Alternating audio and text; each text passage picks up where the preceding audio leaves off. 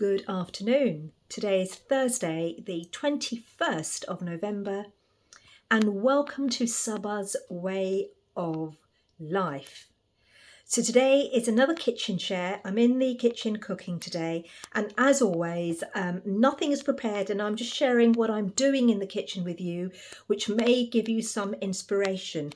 Remember, all my videos are really related to how one thinks about food and about a way of life. It's all about the thinking behind it. We are bombarded with so much information that we are now generally a very confused people. We don't know what's right or what's wrong. And that is because we engage in distraction through social media, distraction through television, distraction through radio, distraction through people around us who themselves are distracted people. So they're a distraction as well. Got to choose the people who are around very carefully. But this video isn't about that. So I'm just giving you an insight as on how to think. The way I think is I have very little distraction from outside.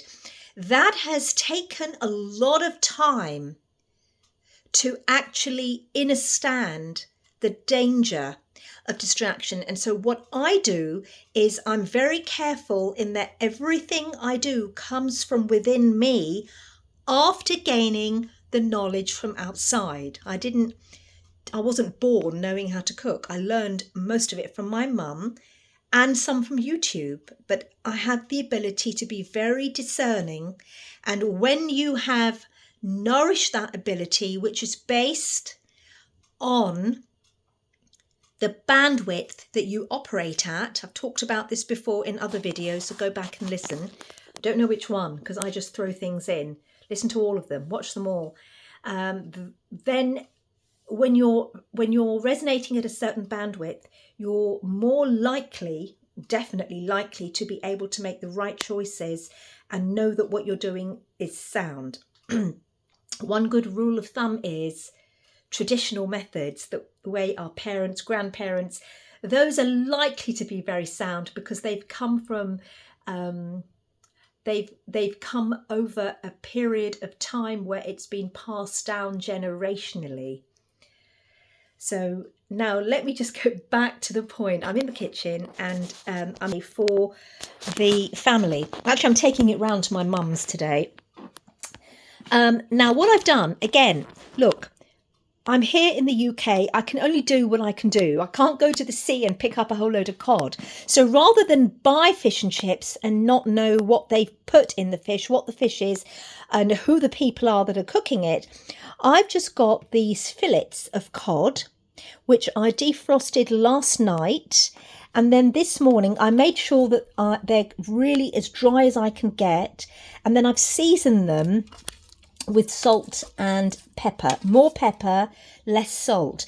And this will help to not only take out the moisture, but also to help to, through the process of osmosis, it kind of makes it a thicker, it already has, a thicker kind of fleshy feel to it. Last time I made it, it was a real success. So I'm actually cooking up the fish and chips myself. It's not from a packet. It's the best I can do to keep it as natural as possible. Yeah, I'm not dogmatic about it. So I'll just share a recipe that I found that works really well. It might have been beginner's luck the last time I did it because it's been years since I've made my own fish and chips. But that time I did it a few weeks ago was very successful. So I've just told you what I did there with the fish. Second thing is I've got plain, and I've added some baking powder. So I think this is about 200 grams of plain flour, and I put a healthy lot of baking powder, probably equivalent to 3 teaspoons, maybe 4 teaspoons. I don't know. I've just put that in. That's going to help it become light and airy. And then instead of putting water in it, you can use beer, but my parents and we don't drink beer, right? We don't have alcohol. But what I've done, and it probably isn't ideal, but this is what I've done. I've gone out and I've bought some soda water, some carbonated soda water, because that will give it the same effect. So try and find a solution. Now, is it a good idea to have soda water? Probably not, but 99% of the time I'm cooking from home ingredients. I garden, I grow my own food. So I don't think it really matters. And that's how to think. You know, you've got to put everything in balance. So I'm doing that. And when I'm ready to fry it, and that's another thing, I'll talk about the oils and the frying process, which is not ideal, but sometimes it's okay, depending on the medium you use or how often you do certain things which probably aren't right. When I'm ready to cook it, I'm literally just going to place those fillets in the flour. Oh no, what am I talking about? Hang on. I'm going to turn this into a batter. So I'm going to add this soda water and then I'm going to whip it into a batter, which is like a thick cream. And then what I'm going to do, once I've done that and I'm ready to fry it, I will take these fish fillets one by one. I'll probably dip them into some flour, some dry flour first. That'll help the batter to stick to it. And then gently pop them into the batter once this is the batter and I've made it. I'm not doing it yet. I'll do it at the time I'm cooking. Pop it into the batter and then gently put it into the hot oil. Now, if I come over here, you can see what I've got here. I had to see what I've got in the house. Now, I had some leftover duck fat from this beautiful French duck. I had it out of a tin that I had eaten and that I'd picked up from Dubai about 3 years ago, and it was still in date. I kept the fat from that and I've added it to some oil. Now, commercial oil is poisonous because it's refined. Most of it's commercial refined, it's poisonous, it's carcinogenic. What do you do if you don't have an alternative? It's easy for me to say, or for others, or what you read, don't have it, it's carcinogenic. It is. I don't fry, and again, look at the thinking behind it. I don't fry very often at all. When I went out to get this oil, I looked all along okay, I'm going to come back to the animal fat in a minute. When I went to look for this oil, I looked all along the shelf and there were different types of oil. There was sunflower, there was olive, there was vegetable, and then they had different levels. I read it, super refined, very refined. And I look for something that was as minimally refined as possible. So yes, I know it's the lesser of two evils, which is wrong anyway. But sometimes it needs to be done. And the reason I did it is because when I'm feeding the family and ourselves, it's very hard to find a halal. We only eat what's known as halal food or kosher. It's very hard to find that kind of an animal fat like beef tallow, or lard, for example, is pork, but great for those who have pork. I wouldn't advise eating pork, not from a religious perspective, but from the fact that what kind of animal it is. But anyway, there's lard and then there's beef tallow, and that would be the ideal, or dripping, that would be the ideal medium to fry in. Now, I have got beef tallow in my freezer, which I picked up from Willowbrook Farm, and I will be taking that out to use it. But the point behind it is I've mixed some duck fat and vegetable oil in there, and I used, I think it was a rapeseed oil that was minimally processed, still not good, but I'm using it anyway. It's okay. It's an occasional thing that I've done that, and I'm slowly migrating to finding a source of animal fat to fry in, not least because it's got a really good flavour when it's an animal fat and it's healthy for you. Now, arguably, I could cook in ghee, but the problem I've found when I've done that before, first of all, ghee is very expensive to make. I make it at home. I could buy a commercial ghee, which is still expensive, but it's nothing like homemade, and do that. But it doesn't lend itself to frying as well because it doesn't heat. I found it doesn't heat as well. Trial, error. The thinking behind it is that, number one, I'm cooking it at home. I'm starting with actual fish, the best that I could find. You see, it's with my hands, and when I'm cooking it so consciously that the benefit of that food will be in there, which will surpass, in my opinion, well, I know this, the unbenefits or the danger of that oil. Do you see how I think? It's a far cry from going out and getting it from a takeaway. It's night and day. It's homemade. It's like cakes. Doesn't mean you don't eat cakes. Eat your cakes and make them and bake them at home. Do it occasionally, not so often. Put a lot less sugar in it. We are now migrating as a family. My mum's already done it because my brother doesn't have any sugar. They just use fruit. I'm just putting little sugar in on a Victoria sponge, for example, which is 6, 6, 6 and 3. Bakers would know what I mean by that. 6 ounces of sugar? No way. I put 2 or 3 ounces of sugar now in. Maybe replace it with some honey. Add a little bit of fruit. These things take time as you become more and more aware of your cooking and how to cook, right? So that's what I'm doing. And then I've got chips. Normally I'd make homemade chips, but I'm not. I'm just going to use some chips that I bought, which are just potatoes that are frozen as chips, not all of this in oil and this. Read the back of the packet, and then I'm just going to fry them in the same pan. Okay, so again, it's just the thinking, the cooking your fish and chips, nothing tastes quite as good. And of course, when you're eating it,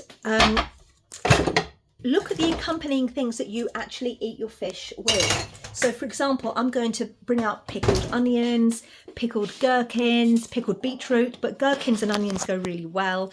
I've got my lovely little lemons. Look at these. Let me just turn this around. These lemons, which are called kind of lemon limes from the Indian shop, but they're the traditional ones from India. They are delicious. They just taste amazing. So I'm going to take this, but these have got the seeds in. Obviously, you don't want to go for seedless because that's not real. It's genetically modified. Genetically modified food is dangerous, and I will do a video on why. It is not healthy food, so avoid it where you can at all costs. Genetically modified. Think about that for a second. Be conscious of what that means. It is not aligned to nature. It is not as nature intended. It will have consequences if you are consistently consuming that kind of food product. Not sometimes, consistently. You won't be thinking correctly. Remember, what we eat serves the brain. Okay?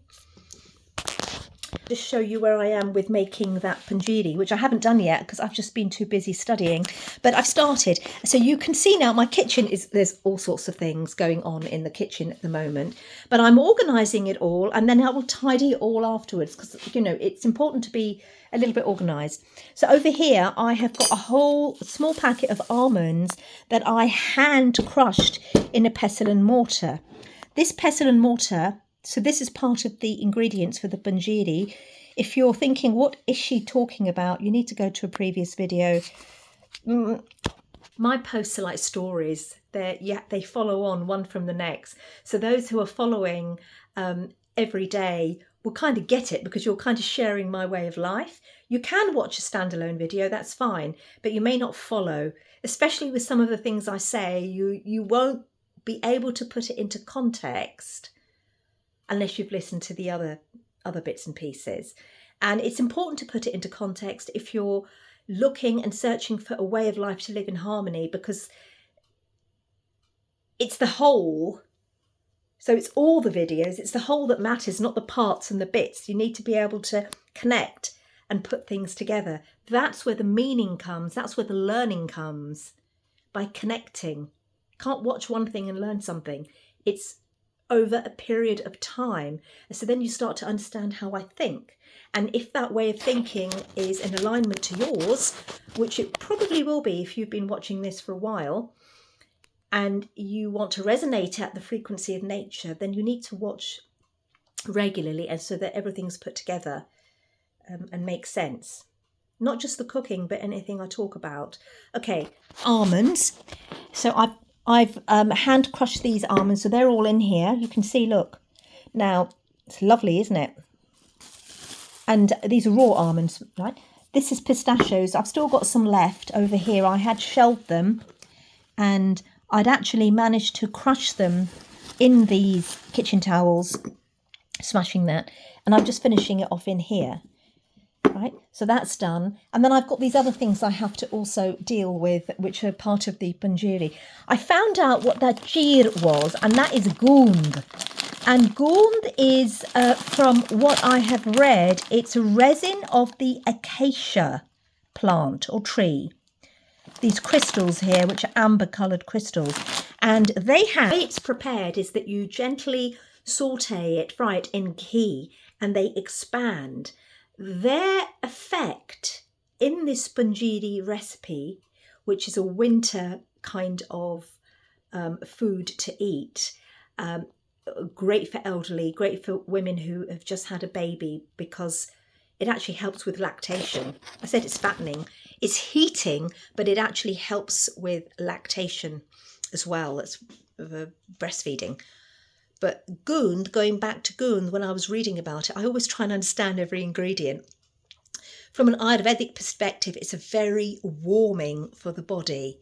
It's putting heat into the body. It has so many other benefits as well. It's a binding agent. It's used a lot in Indian sweets as a binding agent to bring everything together. So I'm looking forward to that. And then I've got this that I got from Marcy. It's called Makhana, Paul Makhana. Paul Makhana, remember which seed it comes from, but it has a very cooling effect on the body as well. It's also fried, gently sautéed in ghee, and then it's crushed. Look it up to understand the benefits of it. It's quite crunchy, as is goond. Goond gives a crunch to the panjiri that I'm making. It takes time. So if I'm listening to a broadcast or YouTube, I'll sit there and I'll, use my hands. I'm not doing it in a blender. I'm not getting metal blades on it. I don't want to. I want to do it as naturally as possible. And I'm pestle and mortaring it.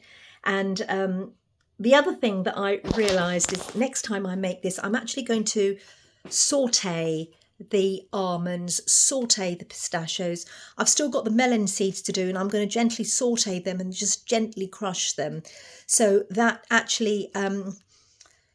it's like dry frying them, and what you're doing is actually bringing out the flavour, because these are all going to go in raw, and a few things will be sautéed with ghee, and then they'll all be brought together, and I can't wait. I'll share with you what it tastes like afterwards. So that's what I'm doing at the moment. The other thing, tiny thing, this is my green juice. I've already had one whole glass, and this is the second one. This one had cucumber, the super green powder that I've talked about before, 1 carrot, a piece of Ugandan ginger, not the Chinese ginger. If you can't find Ugandan, just go for the Chinese. What do you do? So this is the Ugandan ginger. This is the Chinese ginger. They look completely different. Now, they look different. They taste different. This is more expensive. It's from the Indian greengrocers. There's one in the village that does it. I couldn't find it at the larger greengrocers in the main town, but it's very potent. You have a tiny bit and it really stings your tongue. Real ginger. And I'm going to try using this to grow my own ginger as well next season. Going back to this, so it has ginger in it. It has lemon. I've used those Indian lime lemons in there. And... a whole cucumber. I buy loose cucumbers. I'll just show you what they look like in here. Here they are. I just buy 4 or 5 and I use 1 each day. I don't like the plastic things. And these aren't organic. I mean, I grow my own in the summer, but I don't have enough. I have to focus on that. But, I love this juice when I drink it. Within 15 minutes, the clarity, the cloudiness goes, a clarity of thought. I'm firing on all cylinders. It's a no-brainer. I've talked about green juice before. I've talked about this super green powder before. The chlorella, the spirulina, the fact that it allows oxygen to be absorbed into your cells. You can't get that these days with great difficulty from anything you buy in the supermarket, because the soil it's grown in is tainted. And by the time those leaves or whatever, those greens sit on your kitchen table, they're dead. That's why people got dead minds. So it is worth investing in a good super green supplement simply because our soils are damaged. And I'm saying that as a woman who grows her own food in the garden. And I'm still taking these super greens. And I've nurtured my soil. You all know that for those that watch my videos regularly. The soil is everything. Finally, there's one other thing I want to share with you, which has got nothing to do with food, but is important nonetheless. Let me just show you. Look down at my hands. I want you to look at my nails. I know there's a little bit of dirt in one. I'm not asking you to focus on the dirt. Look, focus on the fact that my nails have grown, and look how healthy they are. Look at how, now I didn't notice this myself because I'm not somebody who wakes up and says, let me see what my nails look like. It's so important. How my nails look, I couldn't give a monkey's. Only insofar as that they're healthy. And I noticed my nails healthy just a few days ago, and how have they grown? Because I don't like keeping my nails long. I'm in the kitchen and garden, so I cut them. But winter, I haven't been in the garden. I no longer have my hens, and so the nails are able to do their own thing and they're growing. That is a sign of healthy nails. So tell your children or your girls who are misguided by these low dense frequency influencers all over the world, look at my nails. Pointless, stupid, foolish thinking. If you understand health and you want them to understand health, how you want their nails to look, because it's coming from within. You can't see it that well here. Let me go in the right. Also, the other thing I noticed, remember, I don't do anything. These have not been filed or anything. They're going to be cut off. But notice the sheen on them. That's a natural sheen. That's come from within. Look at my cuticles. I haven't had my nails done for what? A year? I can't remember. Look at them. Naturally beautiful. Now, if I were to file them, wouldn't they look lovely? Thing is, I'm not interested. That's the irony behind it. And those idiots out there that are bombarding our innocent children's mind with go to a nail bar and do this, when you're covering your natural nails, the silica, you're covering it so that you're damaging the nails and they can't absorb the sunlight. It damages the hair. It's killing our young people, this way of thinking and being. All you do is just take off that shit that they're putting on every day for a year and look at what's underneath, and you'll really see what filth means. Filthy lifestyle. I was talking about, actually it was a young friend of mine in Abu Dhabi who talked to me about this earlier today, and how she defined filth. It's all a matter of perception. I'm going to share what she said with you another time. But you tell me what your definition of filth is, if it isn't that. Get back to nature's principles. This is health. This is health. Look at my skin. This is no filter. This is what my skin looks like, folks. Because I live alongside nature. My cells are buzzing inside. I'm a 57-year-old woman who has a cellular integrity. I don't need to go and check this. I know this just by looking at people around me. The cellular integrity of probably a 30-year-old. And I'm aging backwards because I'm beginning to understand a way of life that's living in alignment to nature completely. This is what we need to bring back to our children. Get them off the screen and away from plankton, pond life, filth. And that way of being is dying anyway.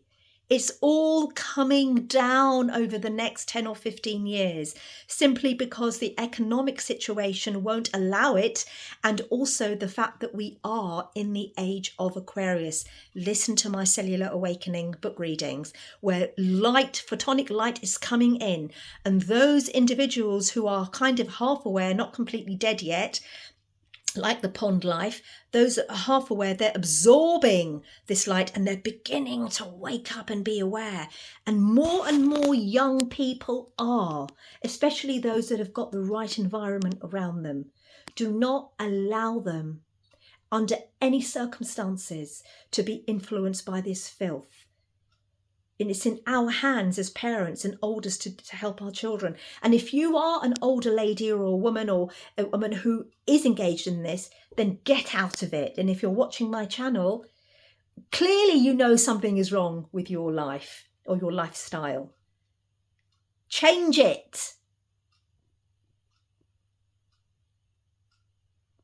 Aside from anything aesthetic, you're firing on all cylinders. You will find meaning in life.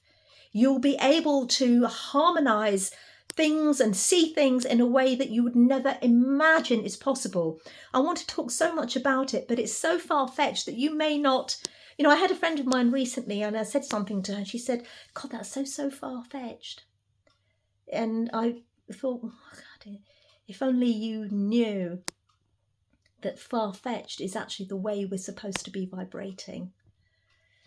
It took me many years to realise that through the life of Hard Knocks, but some young people are becoming aware because we've now got that photonic light flying in from the cosmos.